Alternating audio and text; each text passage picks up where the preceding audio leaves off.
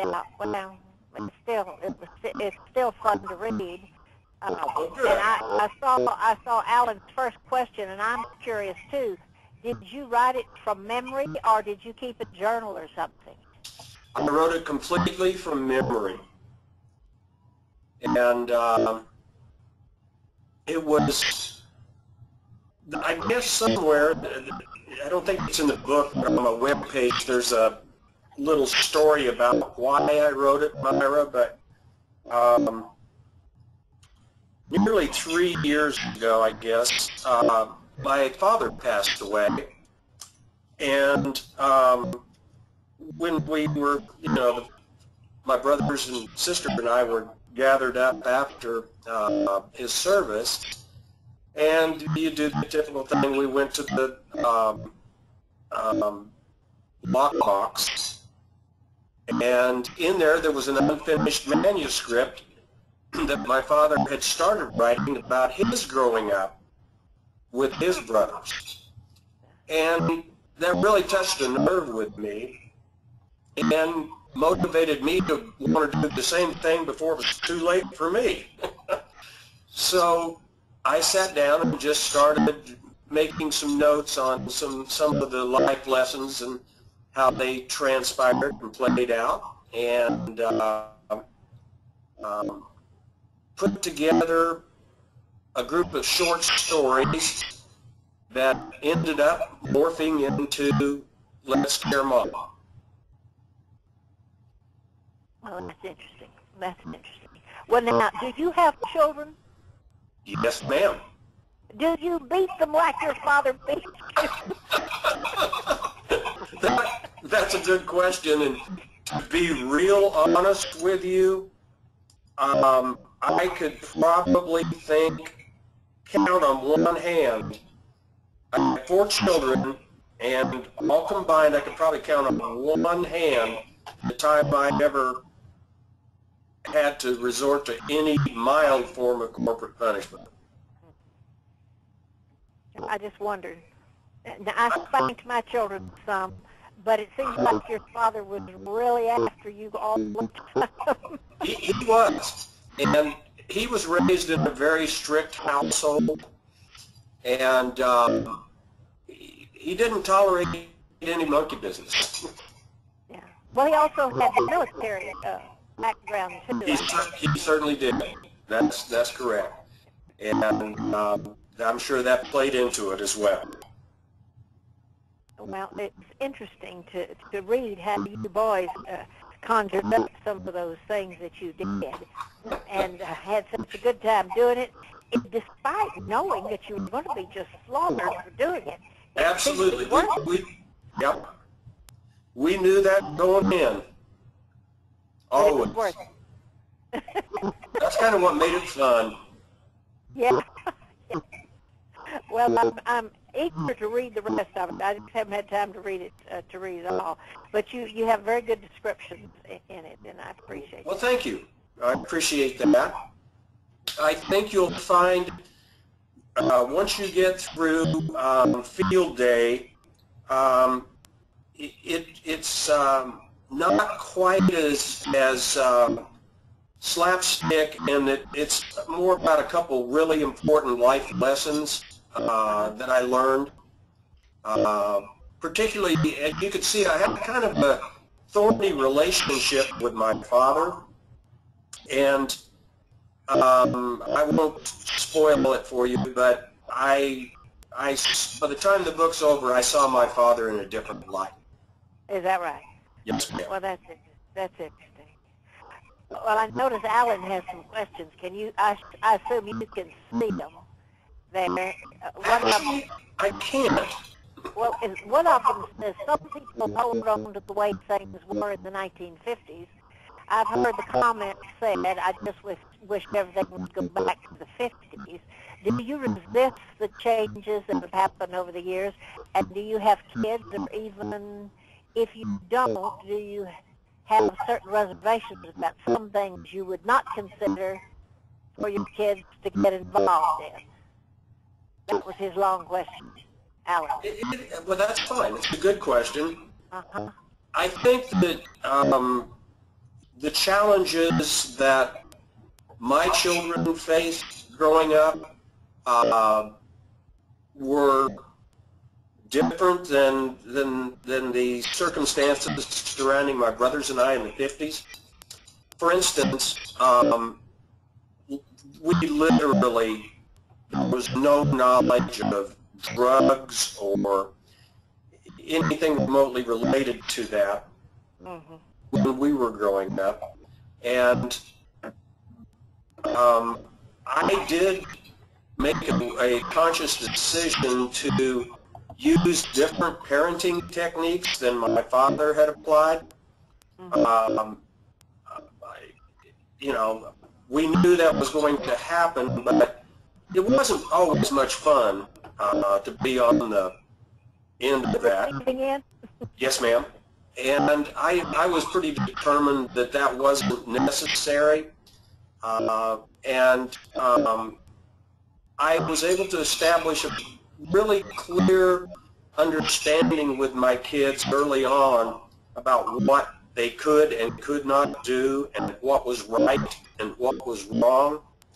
And I spent a lot of time talking to them about that beforehand. And the best example I can think of, even though it comes along a little later in life, had to do with drugs. And all of my 4 children had a very, very clear understanding that drugs were not an acceptable thing in our household, that they wouldn't be tolerated. And I think that perhaps there was a fear on their part that they might someday get to see some corporal punishment, and I was able to bluff them, I guess, a little bit. But it worked pretty darn well, I have to say. Yeah. Well, and this other question he had about this idea of going back to the 50s, you know, sometimes I've heard people talk about the good old days, and I've always said they don't know much history when they talk about the good old days. Yeah. There were a lot of things in those old days that weren't so good. But I wondered, I should go back to the 50s. That was his question. Alan's question. No, I wouldn't want to go back to the 50s. In my opinion, the good old days are playing out right now. And I thoroughly enjoy where I'm at in life, and I have the benefit not only of having the children, but I have 11 grandchildren. Oh, good. Yeah. So your kids are grown. And the kids are all grown. Yeah. Oh, And so, and the grandchildren are even a greater pleasure. And so, as I said, to me, the good old days are taking place right now. Yeah. Well, I agree with that myself. Let me see what other questions. Do you still keep in touch with some of the people like Joe or WD3? Sounds like you don't hear much from WD3 except Christmas time. Christmas time, that's about it. I actually have spoken with him a little more frequently since my mother and father passed. And but yes, we still talk several times a year. And he has since retired from the diplomatic corps, and is living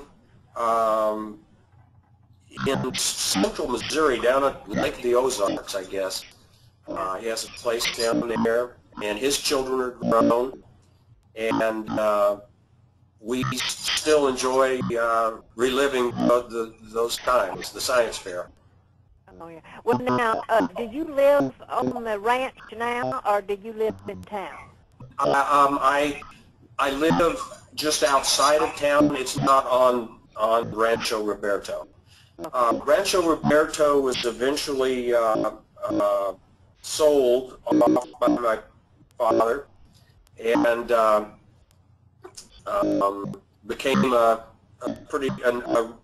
subdivision, if you will. Oh, yeah. It was developed into housing. Right. And that's a shame, too. Yeah, that is a shame, but that happens so often. Mm-hmm.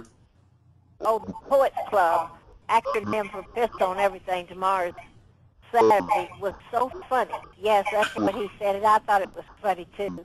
And Yep. they had a good time drinking, and they didn't have a bit of poetry, did they ever? No, not at all. Now, they at the time, they led us to believe that it was a pretty Intellectual. highbrow affair. Yeah. But you know, when I did find out what poet stood for, it was funny. It was. Yeah. Yeah. Well, he has one more question. Do you ever go back to the camping spot in Canada? I have actually been back 3 times. Okay. Sure have. I haven't. And Pepper, Pepper is, he's still alive. Maurice, I guess, has transpired. But Pepper is actually in a retirement facility in Kenora. I haven't gotten to that part yet. Okay. Because that's further over in the book, I think. Yes, ma'am. Well, and you said it was about 3 years ago when you started writing notes, and after your father passed away, you started writing the notes and kind of headed in the direction of the book, but just starting out with little short stories. Yes, ma'am. Actually, I published a group of short stories in 2012. The title of that little book was The 5 Greatest Spankings of All Time.